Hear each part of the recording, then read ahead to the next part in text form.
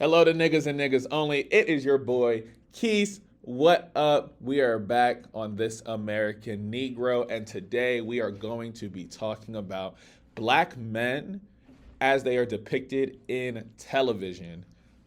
Y'all know we've seen minstrel shows. You know we've been fighting against those stereotypes, but I think we're in an era of television where we are seeing so many different types of black men, and I am so excited to get into this conversation today.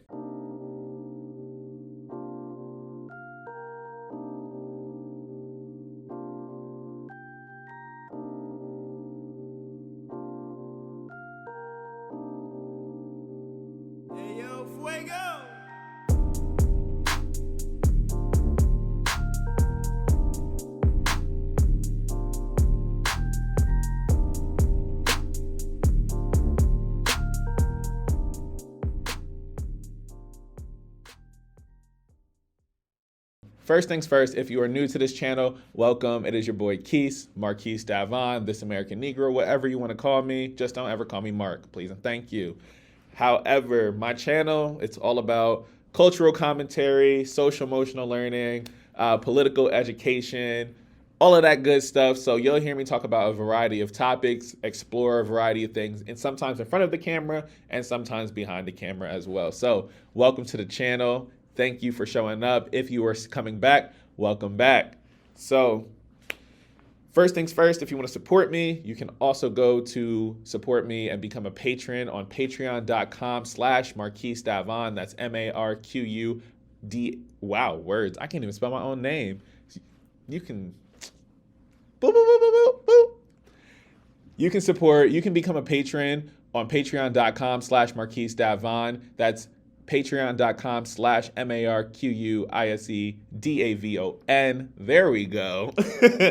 But you can also support me in other formats as well. You know, outside of this YouTube thing, hey y'all, I'm also a podcaster. So you can also support the Rational Anger podcast, where we aim to bridge academia and the hood. You can also support me on the This Is We podcast. So anybody who loves This Is Us, this is your favorite official, unofficial, but official support group for every single episode as we finish up this last season of This Is Us. I get to work with some amazing people on that as well. So Alex Holmes, Eden McKenzie, and also Toby Rachel. They are wonderful podcasters, and it's just so dope to come into the space together and just all work. And we like to talk some shit. We like to enjoy ourselves, all that good stuff, but also, figure out this emotional baggage that This Is Us be causing. So please make sure that you go and subscribe to those as well. Wherever you listen to your podcast, make sure to leave 5 stars and make sure you leave comments, because that's what gets podcasters seen. Please, please, please make sure that you are also helping out in that capacity as well. Other than that, it is Women's History Month, and I have not done my personal due diligence of saying hello and thank you to all the other black women creators that I personally enjoy, that leave me inspired, but also cause me to think just a little bit differently as well. And so you can also make sure, if you want to check out some really dope work, Just Latasha dissections out the wazoo. When I tell you, my good sis, color theory, things that we should be paying attention to, and she is not wrong. Check out her Euphoria dissections. Check out her Insecure dissections. She is on point. I don't watch film the same way anymore due to her. So that's one. The next person is Tasha Talks ... a lot. She's also a podcaster, and I've just had the pleasure of getting to know her. Anytime I get to go to New York and support any events that she may be part of, it is always such a beautiful and wonderful vibe. So make sure to also support Tasha Talks a lot, and make sure to follow her podcast as well. She's really dope, got a chill vibe. I love how chill her podcast is. So make sure you go and also subscribe to her. Also, one of my favorite writers, Angera Perkins. Wow, words. Angera Perkins. She's a writer and cultural commentator as well. So make sure you also get into her work. She is one of my favorite writers. She will not disappoint. She is pointed. She is timely. But also, I love her perspective. I love seeing up and coming writers doing their thing. So it's so exciting to just watch her do her thing and just have something to read and get a new perspective every single time I get to engage with her work. Then we got also Fatu. The PR queen. Okay. She has been doing a lot of amazing work as well. So shout out to Fatu in terms of disrupting the PR industry, in terms of like, yo, are y'all making sure more Black people are represented in this industry? But also, she is a mastermind behind a lot of these dope events that are going on as well. She invests a lot in the Philly creatives. She also is trying to make sure people are able to network, figure out their worth, all of that. So please make sure that you tap in with that beautiful and lovely woman as well. And I ain't done yet. I got a couple more I got to go through because Casey of Quesadilla Nails, if I have any women or women identifying people or anybody who wears press-ons, if y'all also bang with press-ons for the everyday baddie, please, please, please make sure that you are also supporting Quesadilla Nails. She is wonderful. She is a dear friend of mine, but she has been putting out content and she has been doing amazing work. I learned a bunch of stuff about nails that I didn't even know was going on. Please don't check my stuff out because I just ain't where it needs to be at right now. Also, you already know I'm a huge fan of Kimberly N. Foster of For Harriet. Cultural commentator, intellectualizes trash, but also one of the best interviewers I've ever seen in my life. One of the coolest women. I admire her. I'm such a fan of the work that she does. She teaches me, and I just want to make sure she's continuously getting her flowers because a lot of my work doesn't exist without her. A lot of me venturing to YouTube doesn't exist without her.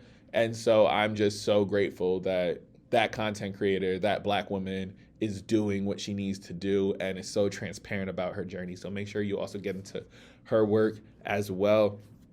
Toby Rachel of the Yellow Cup podcast, also my co-host on the This Is We podcast. Yo, just so entertaining. Writer, commentator, just brilliant woman. I love her to death. Please make sure that you also get into her work. Make sure that you are also just following. And she's just a lovely human to follow on social media. I'm going to be very honest. So please get into that.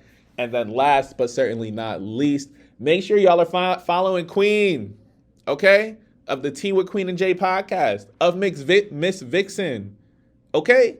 Get into that work. Like, you don't want to miss out on this stuff. And I just wanted to take that time because she is also another Black woman that, for me, I learned from, okay? Because I'm not perfect. My friends say my biggest flaw is that I'm still a man. And I said, y'all got you might be onto something there.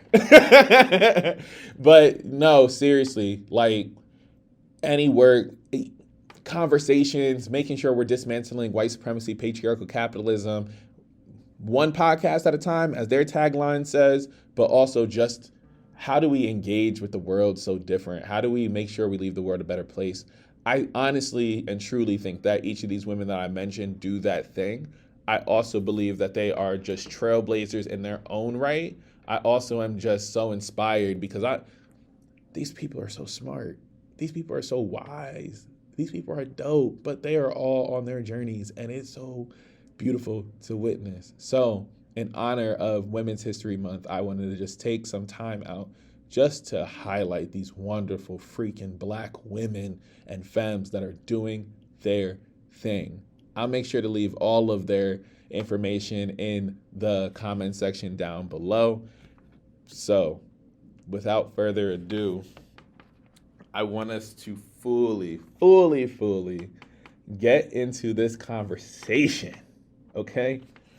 This conversation around Black men in media and what our representation has been looking like.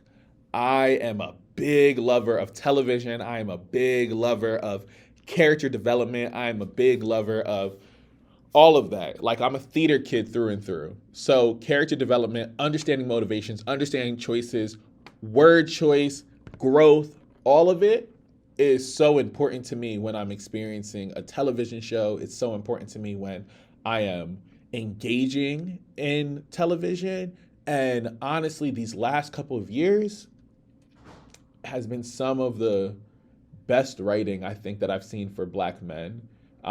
Best writing that I've seen in terms of allowing us to have nuance, allowing us to be complicated, allowing us to be multifaceted and flawed in a way that gave space and opportunity to grow, gave space for redemption, gave space for a lot. Now, niggas be doing nigga stuff. I'm going to be honest. Niggas be nigging. But I think we're also in a space where how we check on each other is moving different. Our ideas around cancel culture and this ideology and this thing to be perfect is changing. We are no longer in the space of like, oh, well, we got to throw this person away. Now, there are some people scum of the earth. Throw them out. Got to go. How easy to throw that baby? And I'm somebody who practices restorative justice. I'm somebody who practices transformative justice and trying to figure out, what happened that caused the person to get to this spot? And always asking that question, why, every single time. And while doing that, it was wild because I'm just so interested now in the social emotional health of Black boys and Black men. And I talked about this before of like, this is just the space that I've been in terms of like where I see a lot of my content going, but also what is keeping me interested right now. And a lot of what's keeping me interested right now is like, do I see myself represented in television? Do I also see opportunity for Black men to see other portions of themselves that may be unrecognizable to start, but I think it also plays such a significant role in terms of how we function and what happens if we don't see ourselves reflected in a way that is meaningful, when we don't see ourselves reflected in a way that shows the breadth and range of who we could be and our so many different experiences. And like, that's so important to me because there are so many different intersections that people may have. And I want that to be known and I want that to be seen and I want it to be acknowledged because a lot of people have been doing a lot of justice for Black male characters in television. And I just want to take time to really delve into that portion of this conversation. And so the way I'm going to just kind of function in this conversation is really just go through a list of Black male characters that I've seen on television that I am like, it is dope to see, and people that I just enjoyed watching and learning more about their stories and just being invested in that.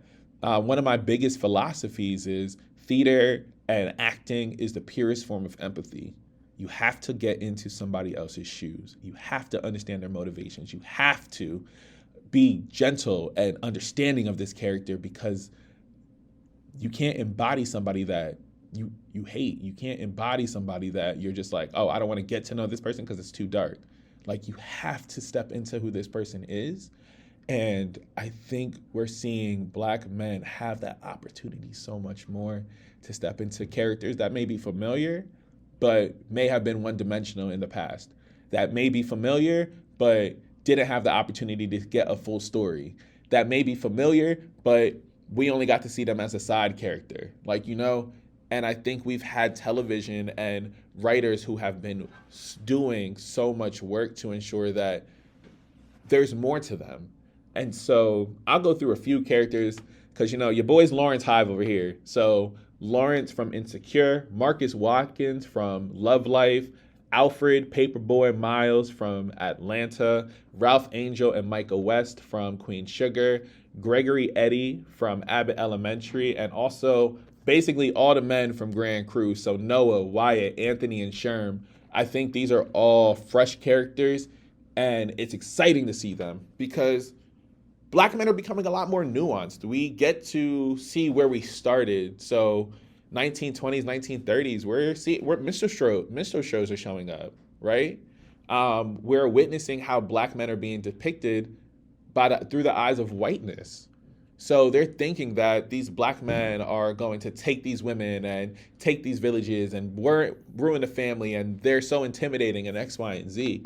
And I think we've seen these characters evolve into the thugs. We've seen these characters evolve into your criminals. We've seen these characters evolve into these very stereotypical things that we expect Black men to be.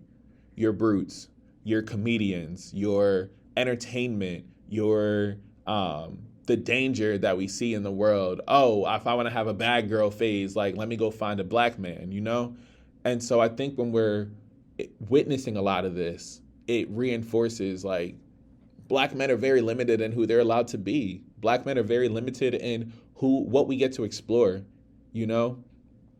And so we have all of these dynamic men that I was able to just name, and it's dope. So Marquise of Love Life and Lawrence will probably be like the main two that I really focus on. But I want to start off with Paperboy. He is somebody that I think is one of my favorite Black men ever to be depicted on television. And honestly, just characters in general. Like, that nigga's petty, but we're watching a Black man adjust to fame. We're watching a Black man adjust to a new space. And that to me is so interesting because now it's like, yo, as we see Paperboy in Atlanta, it's very like a naturalist show. Like, you're very much so getting, this is your everyday conversation with like some wild antics that are going on. And I think his episode, The Woods, so if you ever get to see that, I think that is season 2, episode 8. I think that's right.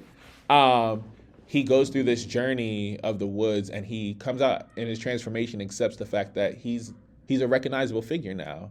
And being a recognizable figure, what does that mean for you? What does that mean to adapt to that? What does it mean that part of your life isn't private anymore? Like, what does it mean to give that up? What does it mean to find yourself again?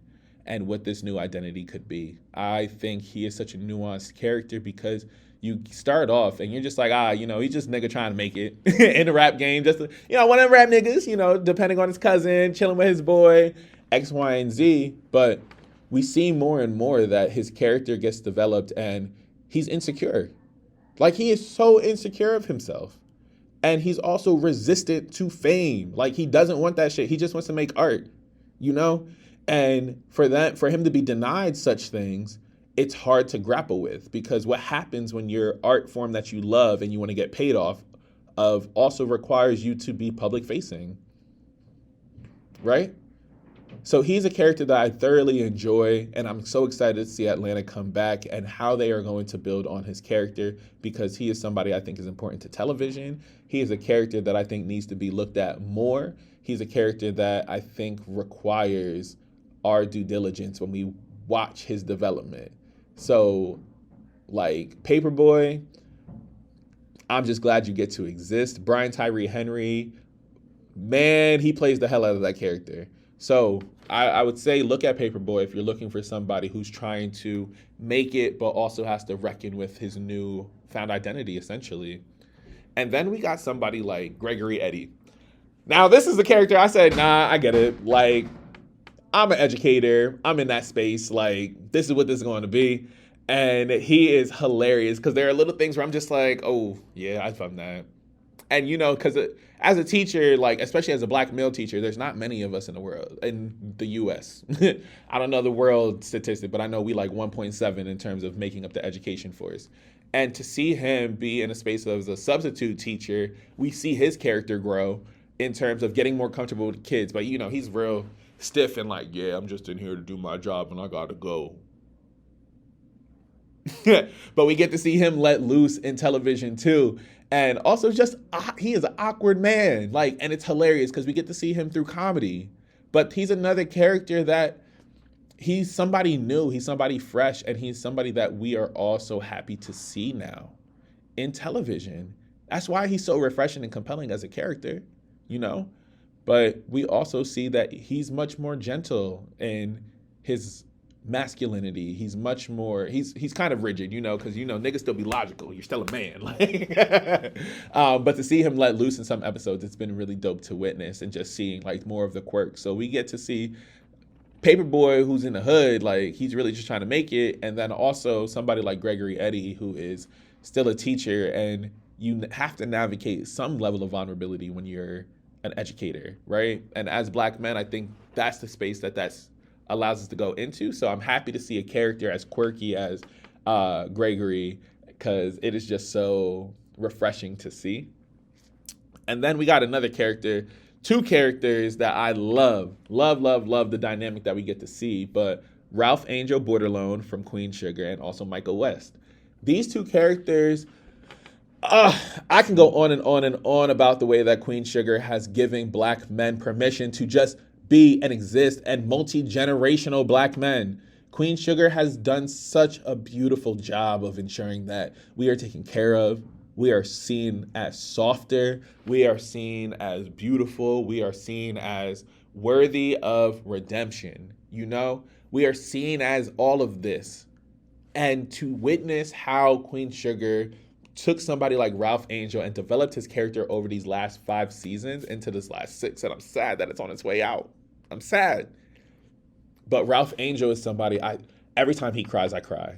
Seeing his relationship with his son, Blue, is beautiful. Seeing how he had to navigate the hardships and fear of what did it mean to get back with his girl, Darla, and having to go through all of that again. You know? What does it mean to be a man after you lose your father, after you lose the patriarch, and you still got to take care of your sisters, and you the youngest boy, dark skin in the South on his own farm? Like, what does that look like, you know? And that, to me, he has such a nuance about his character because he is somebody so open to letting his child exist, but also defending the honor of his family, defending his own honor. And he is flawed. He frustrates the hell out of me. This last season, he's frustrating because I'm just like, you have your people to lean on, but there's something about being a man that like took hold, and he didn't want to ask for help until it was too late. And I think that's something we can all relate to as men. Like, I will take my time before I'm gonna ask you for help. I will do everything possible before I ask you for help. And we watched him do that. We watched him do that a lot, yo. And so I love his character because we get to witness who is he, flaws and all, and how does he have to now reckon with his actions? Because every single one of his actions will always have a consequence. But he's finding himself being able to lean on the strong women and strong men in his life and being okay with that. But I think it's just so gentle and loving to see a character like Ralph Angel on television because we need him. He's important. He's important that other Black men get to see, and dark-skinned Black men specifically get to see themselves soft and crying and hurt and knowing that it's justified and okay. It gives permission, y'all. And that's so important. And then we have somebody like his nephew, Micah West, on television, and he's a kid who is looking for himself everywhere, right? He wants to live up to this fame and this lifestyle that he had because his parents are famous, and then also recognizing like I have to come into my Blackness in my own kind of way because I've been shielded because of money and class. And for me to have to go back and learn more about myself and come into terms with my Blackness and navigate my male relationships and seeing the decisions I made and wanting to be a man and all of that, like that teenage boy from young man to adulthood we are watching from Micah. And it's so nice to see that because whereas somebody who has the responsibility like a Ralph Angel born alone, somebody like Micah has time to make mistakes. And it's so nice to witness because now we're witnessing a character who has the ability to grow. We have a character who is honestly searching what does it mean to have intimate male relationships, and seeing him becoming, he could be queer, he could not be queer, but he just knows that he's grown intimate with his really good friend. So like, what does that look like? And I love that they're exploring that and seeing him reckon with this because we don't see that on television. We don't see like, yo, I don't know what this thing is and I don't know how to navigate it, but I just know it feels good, right? We don't see that shit on TV for Black boys. And so to see how they navigate with these characters, it's dope. And I think it's scary for a lot of men too, because we've never had that. So because we've never had that, we're not seeing ourselves have to consistently be an alpha. We're not seeing ourselves having to consistently be the one with all the answers and a logistical one and strong-headed and head of household and having all the answers and doing X, Y, and Z. Like, no, these characters are all insecure in some way, shape, or form. These characters are flawed. These characters are growing. These characters have grace. Like, they have all of the stuff. We should be happy to see this. But also, it's like, what happens when that weakness is shown on public display? I got to be a gay agenda, or well, they trying to make everybody soft. No, that's not a real black man. That's not what we do. Da da da da. But quietly, you going home and you're just like, damn, I wish I could be like that outside. You know?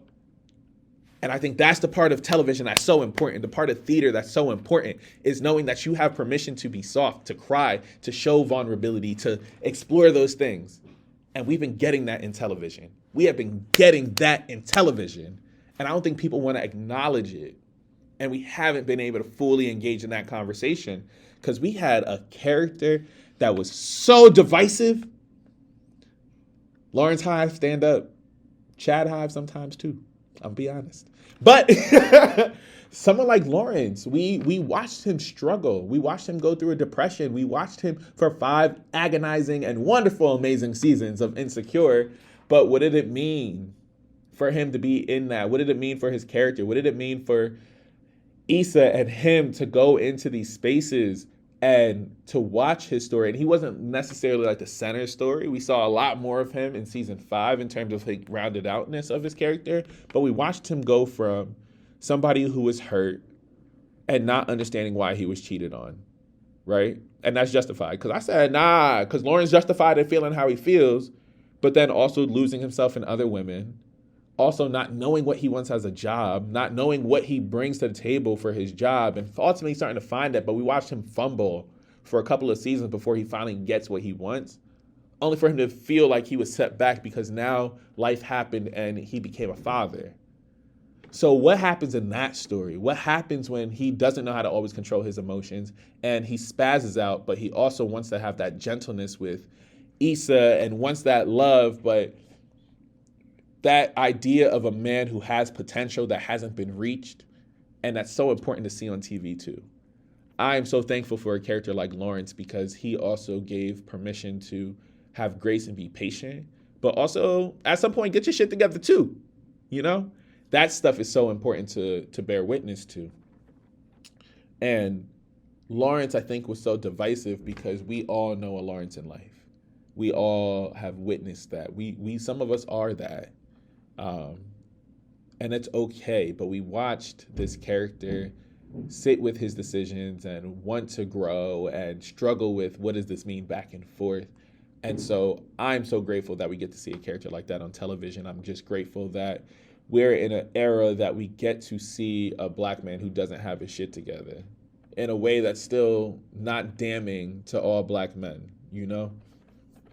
And then that gets us into Marquise Watkins of Love Life, the black man who had one of the most well-rounded out stories that I've seen, the black man that had to navigate his own racial hangups in dating, the black man who found his black love, his queen, all of that good stuff through a series of relationships over a few years. And that was such a beautifully written and thought out character that did not feel forced, but it felt good to see somebody like him on television, because the trend is we're also seeing a lot more brown and dark-skinned men be able to navigate emotions much differently. I think damn near all the characters that I named are dark-skinned. They're not always the ideal body type, according to beauty standards. There are fat black men, there are lanky black men, there are some fit, because Ralph Angel a little fit, okay, y'all know Kofi, we know, okay? But I think it's just dope because all of these characters are not the body type that we're told we're supposed to have all the time. I know we deal with this a lot because at the end of the day, like, for black men, especially brown and dark-skinned black men, a lot of the time we are reduced to the sexuality and the desirability, right? That's not getting us anywhere in terms of job opportunity and all of that. So that's why I think it's important for us to be able to see this, because who are brown-skinned and dark-skinned black men outside of desirability in media? And that's the portion that we really got to get into, because that's so important for us to bear witness to. That's so important for us to navigate. It's so important for us to just, see. Everybody, a lot of these other black men get space to be soft and be able to be vulnerable, even though we still don't like that shit, even though the light-skinned black men still don't like that. You think of me like I'm soft and like that's not fair and blah, blah, blah, blah. Nah.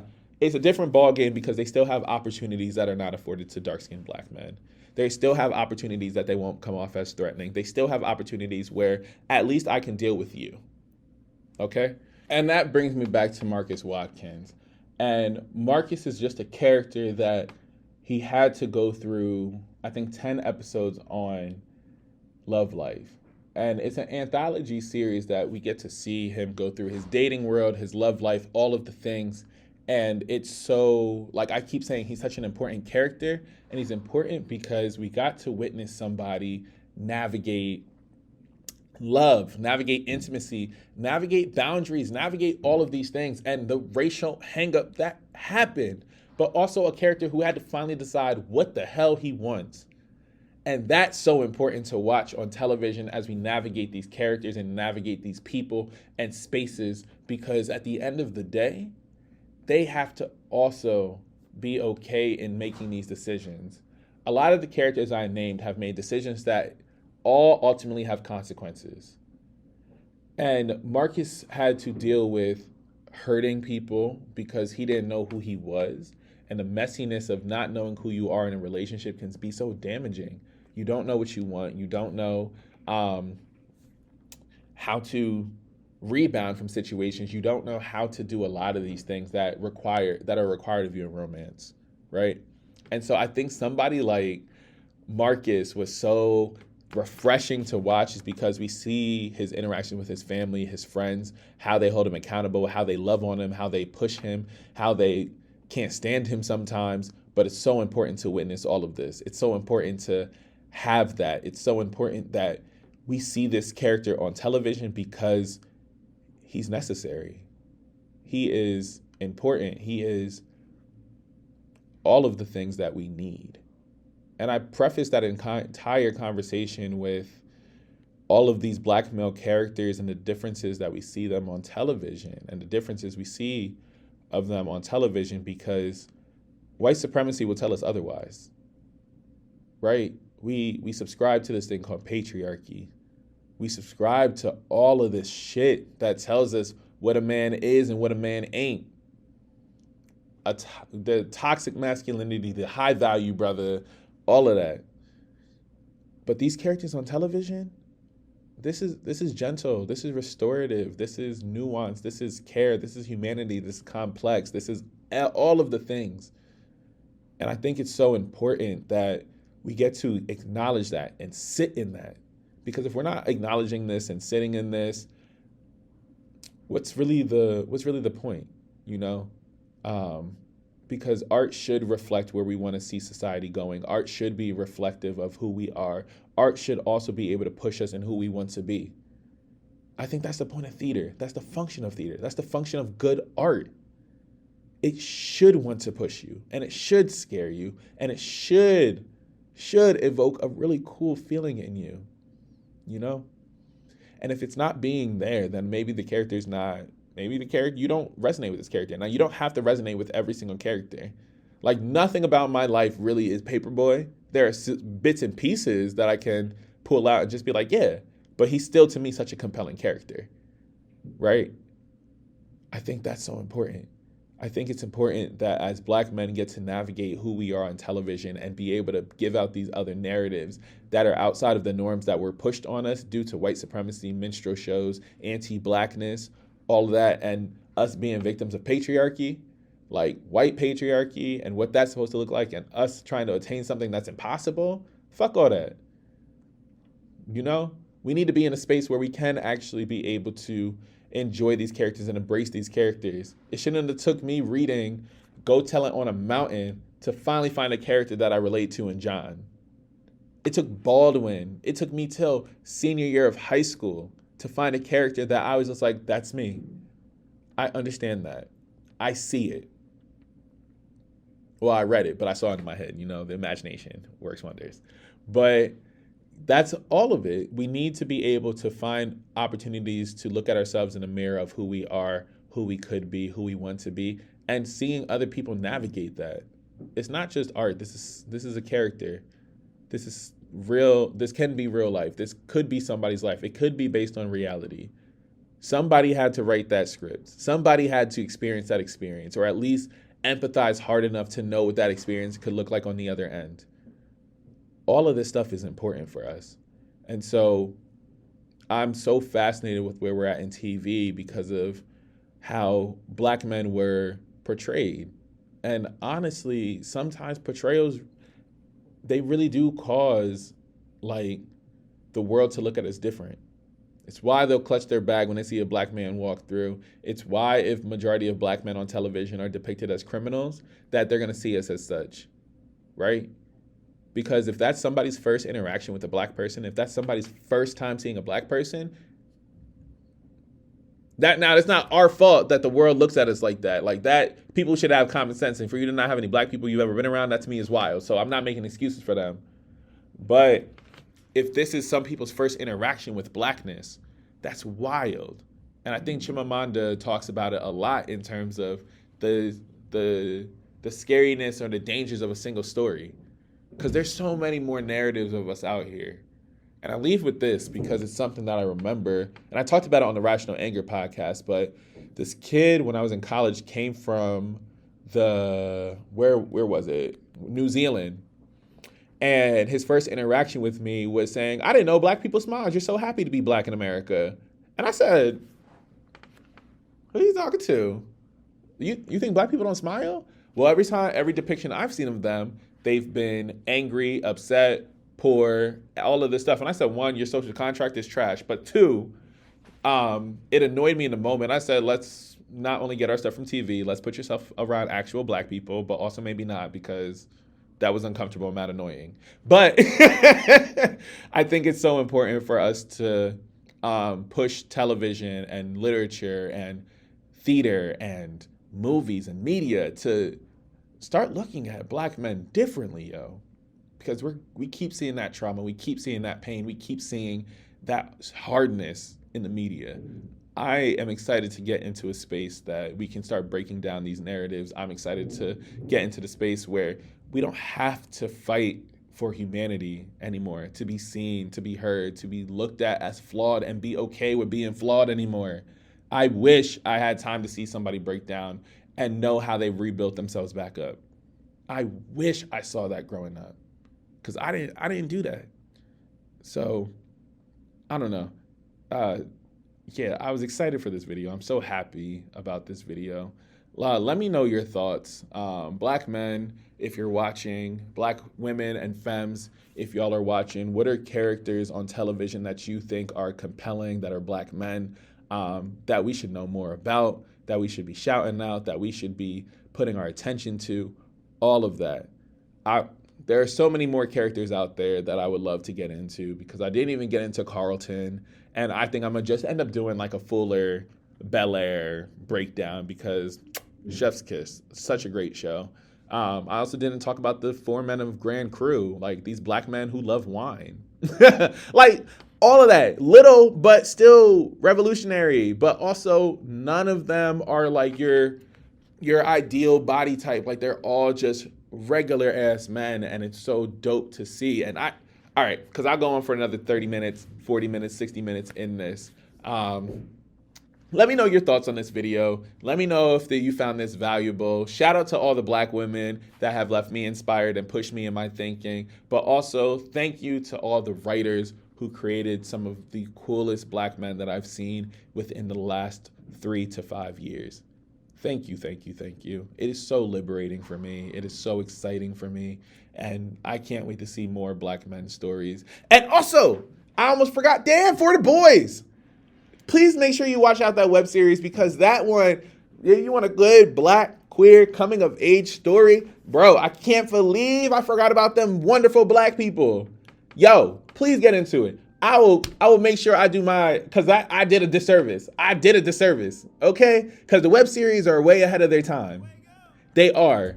And even Ali from Euphoria. All right. I might have a part 2 of this video, a little bit more in depth, but also just like, there's so many good characters to sink your teeth into. So I'll leave a list down below. Let me know if there's any other characters that you think I should know about. I love television. I love TV. So please, please, please point me to some great characters, a compelling story, and character development. Those are so important to me. So once again, it is your boy Keith. Thank you for coming back for another video. I appreciate you. Thank you. I will see you soon. Peace.